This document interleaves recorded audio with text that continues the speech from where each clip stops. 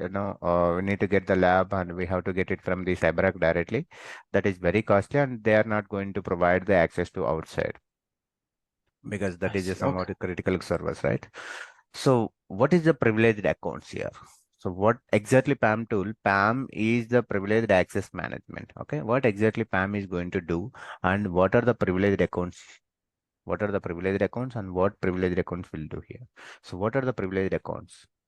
A privileged account is an any account that has the capability to change or impact the operational business of the service.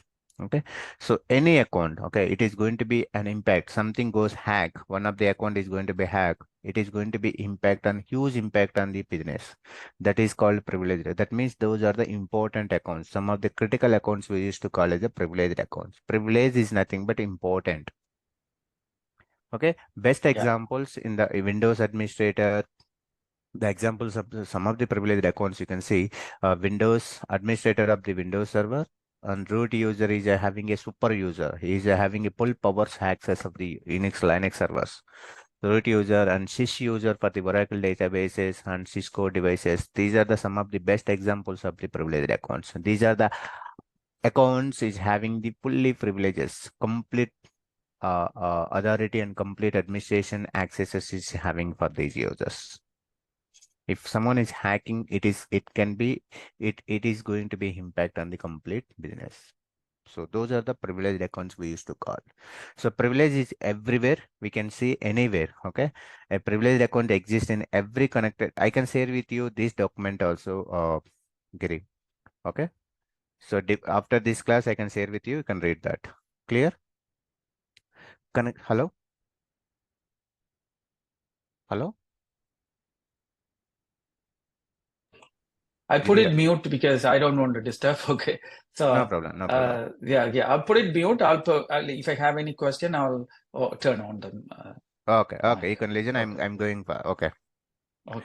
So privilege is everywhere. Okay, privileged accounts can exist in every connected devices and databases, applications, and industrial controls and more. So it can be used anywhere. Okay, you can see the 3x privileged accounts more than the employees. Then the employees, if I have an employees is 1,000, we are going to be used more than that. Okay, privilege can be used in any identity. That means system administrator, third-party providers, and applications, some of the business users, social networking, account managers, until IT admins also we are going to consider as the privileged users, and some of the administrator accounts also we are going to consider as a privileged user. It is almost any identity can be privileged under the certain conditions in today's environment. Based on their criticality, we have to decide that whether it is privileged account or not. There are some challenges and threats which we are facing. The most of the attackers is required some credentials of the organization, credentials of the people. How they are going to enter into that in the organizations? They will hack internal or external users. Internal means within the working employee. They are going to be post the credentials into the network, LinkedIn or some of the social network. They are going to be posted. What will happen?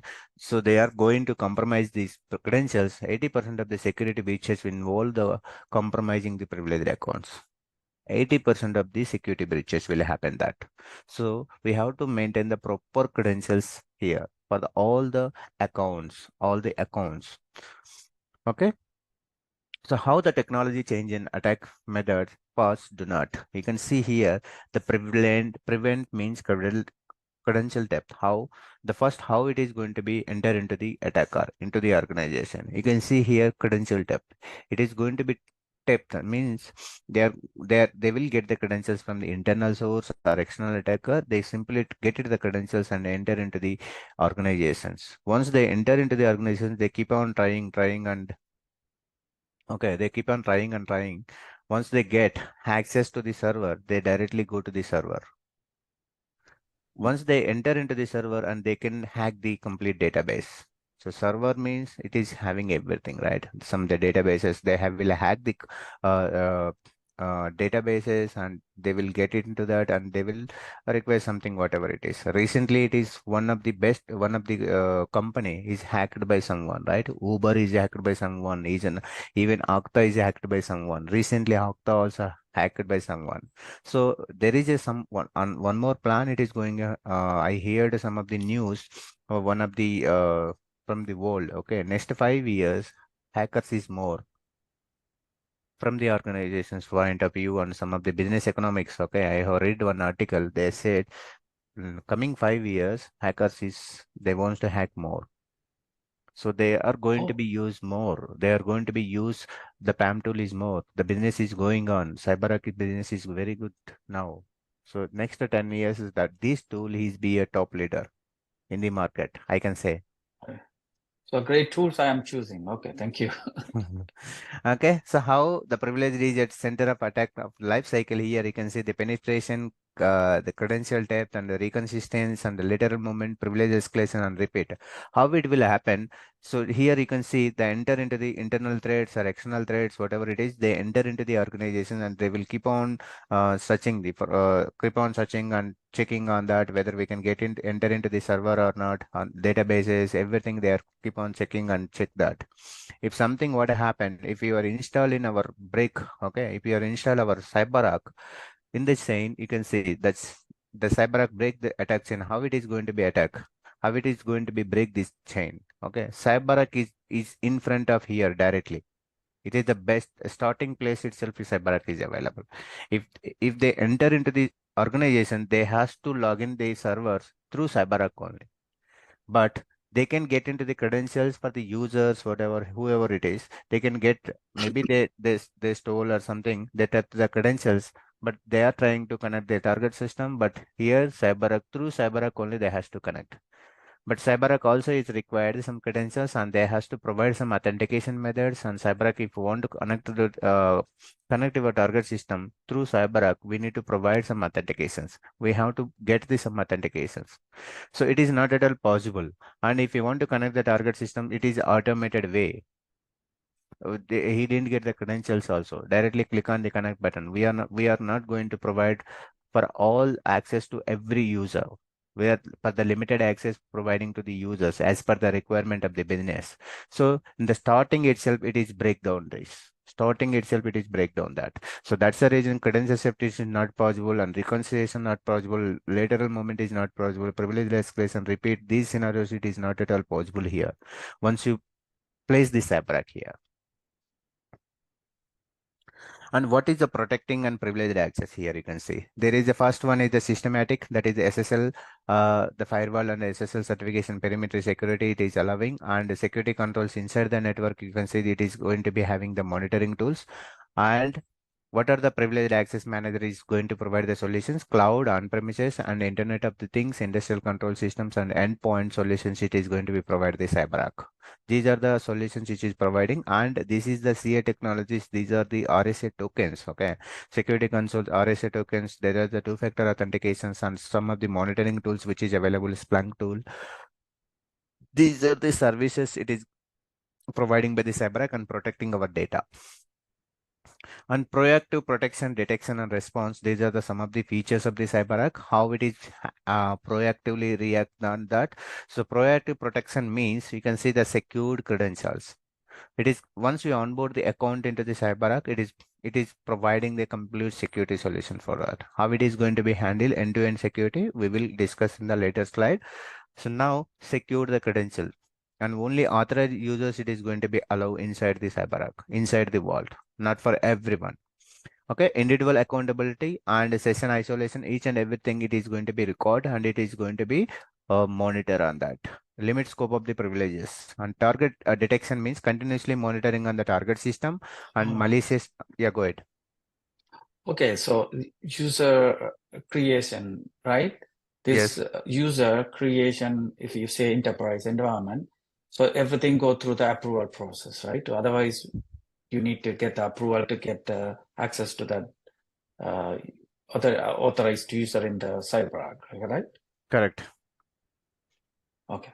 Okay. Everything it So is going to be the, approval process and they will give us the list of the who is required to access to the target system and based on that which we need to provide the permissions as a CyberArk admin. say, like, yeah, that's why I'm asking, because say if I am a root users in the Unix, so Mhm. I can create any users, give the root permission to them, right? So this is block the person to create any activities in the Unix machine, for example. like, so that's why I'm asking. Okay, thank you. Go ahead. Okay. And one important point, actually, anyway, these things we are going to discuss in the next classes also. And there is a one separate section that is users and accounts. Okay. But Okay, Cyberark is not going to manage by the, we are going to manage the accounts only. Okay. The users is already onboarded into the AD and some of the external sources. We are just integrating with the held up. Okay. And we are just providing the users to access to their target system. That's it. Anyway, these I things got it. I got it. Yeah, yeah, I got we are it. going to discuss in the next classes on the user management. Okay. Okay, target detection, how it is going to be, no, detect that continuously monitoring and malicious behavior, high risk is always monitoring on that, and it is going to be send the alerts to the security team. Okay, hey, this is going to be happen, and this for this account you have to choose. Okay, and the real-time responses means you can see the session and suspension the termination immediately if something it may feel okay, it is going to be changed something that is, for example, you are enter into the target system and you don't have an access proper access, but you are trying to enter change the configuration files or you are trying to change the IP address, these things, it is notify and immediately suspend the session and terminate the session so that he is not able to do anything here. And fully forensic and record of activity, each and everything it is going to be recorded and it is going to be stored into the vault. Some of the key features of this CyberArk PAM we can discuss is now. This very important features. Only CyberArk is available. These features. That is one is discover and manage the credentials. It is automatically discover the accounts into the CyberArk PAM and manage the credentials. Who is the managing the credentials? Password CPM is going to be manage the credentials here and isolate credentials and sessions. Each and everything it is going to be isolate and record the sessions here. Record and audit the sessions. It is going to be record whatever the records with the help of the PSM. One of the important component is there. So record and audit the sessions and monitor the privileged activity. Remediate risky behavior. So how it is going to be discovered and managed? You can see there is an automated process for the accounts discovery. We have an after 12.2 there is an automated process for the discovery process. Earlier we don't have this process. We need to onboard the accounts manually as well as bulk uploading. But now after 12.2 we have an important feature it is came, that is the discovery accounts automatically pull the privileged accounts from the active directory, some of the servers. It is going to be pull the accounts, so we have to process into the PAM instead of doing the manual, instead of doing the bulk uploading. And how it is managing credentials, as per the policies, CPM is going to be manage the credentials here based on the complexity, password complexity, which is assigned at the platform level, and the rotation frequency, and what are the policy rotation frequency policy which we are going to be apply in the master policies. Okay, based on that, it is going to be change the and managing the credentials. And isolate credentials and sessions. There is CyberArk enables the secure connections to the critical systems using the proxy. Here, the proxy is the PSM. PSM is the one of the component. So through PSM only CyberArk is going to be recommend. If you want to connect your target system through uh, RDP, by using the PSM, you have to connect it. Target systems are fully isolated. Privileged accounts, credentials is not exposed to the end users on their applications on the devices.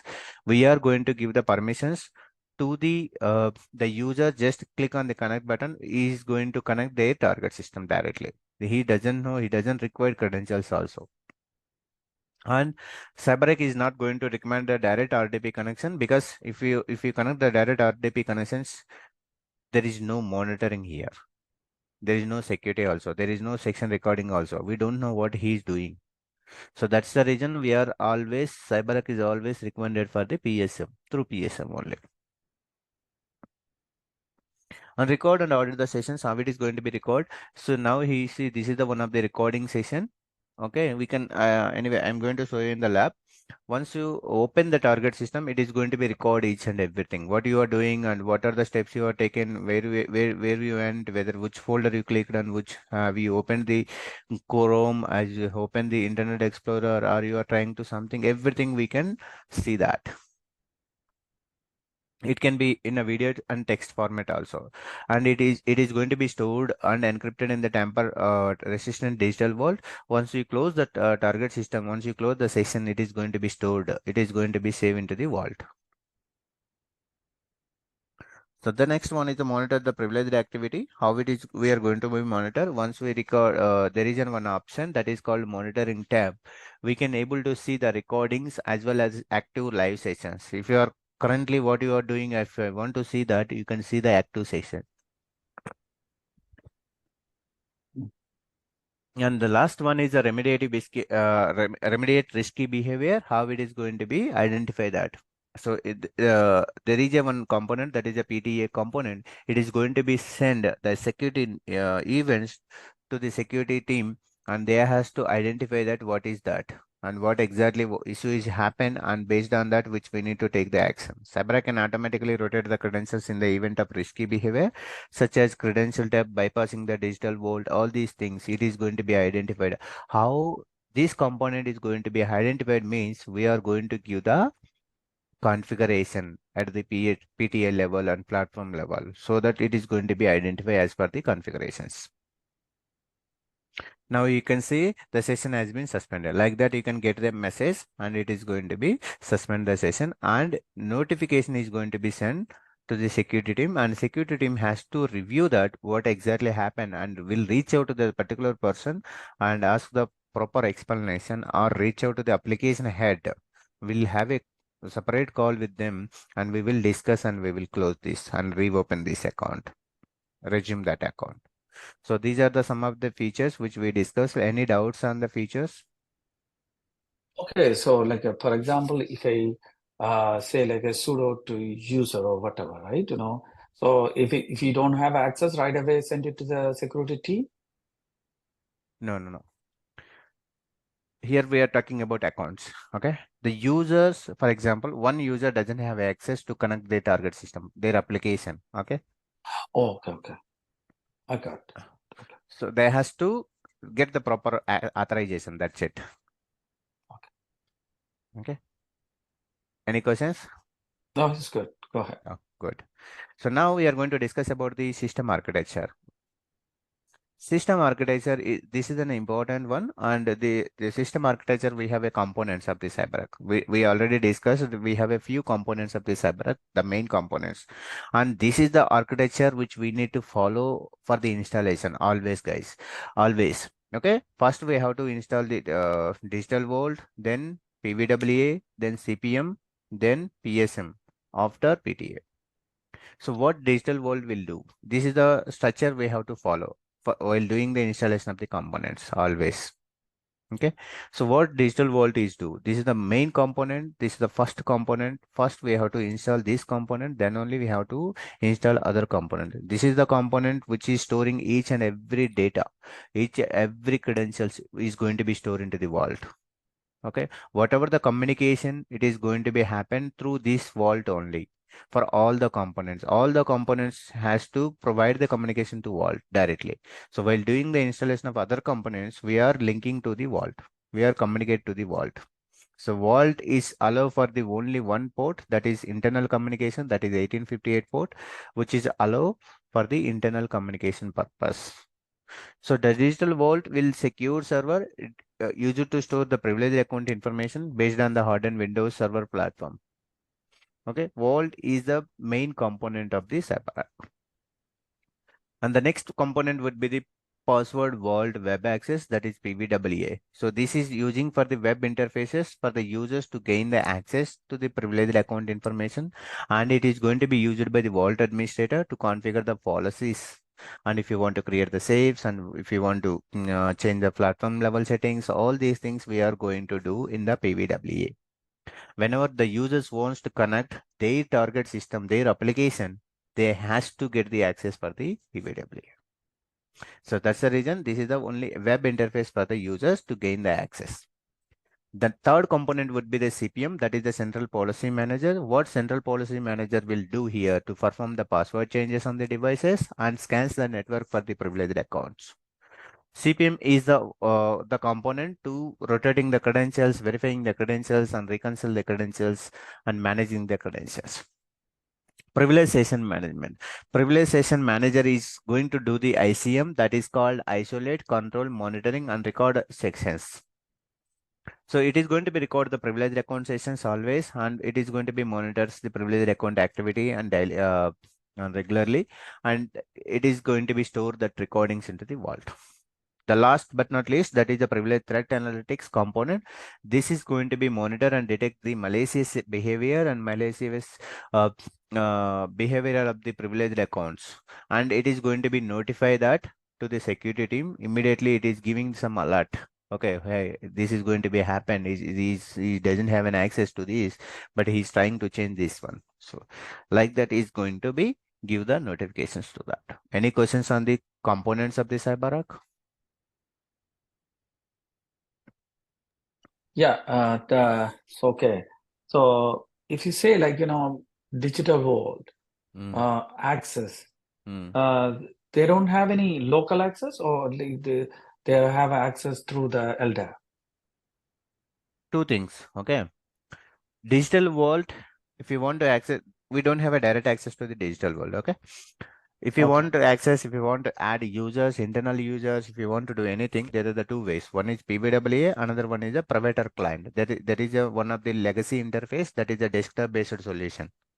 Desktop based application we have to install after digital vault. And if you want to add any users into the vault, we can add through provider client. The next slide we are going to be discuss that.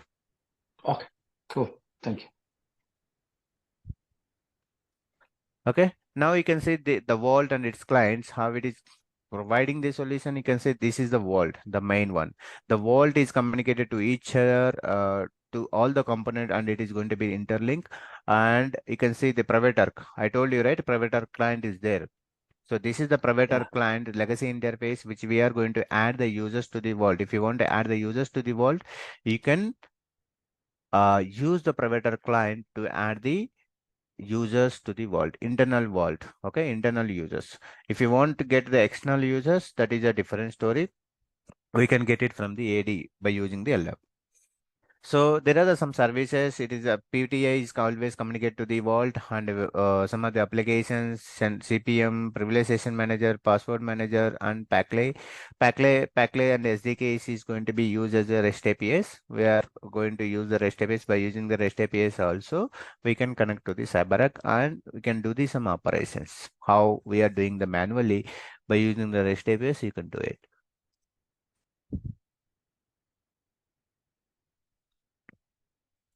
Okay, next, the vault end-to-end security. How the vault is going to be provided the end-to-end security. Here you can see there are 7 layers of the security which is providing the vault.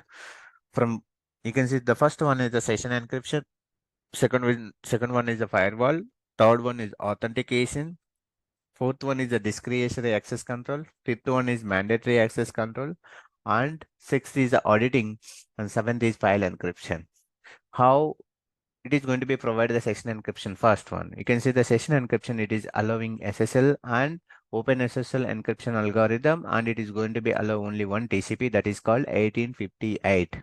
1858 is the protocol, TCP protocol for the internal communication. It is not going to be allow all other ports. It is going to be allow only one port, that is called 1858.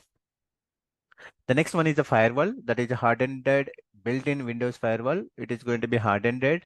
And third one is the authentication, singular two-factor authentication. It is always going to be recommended.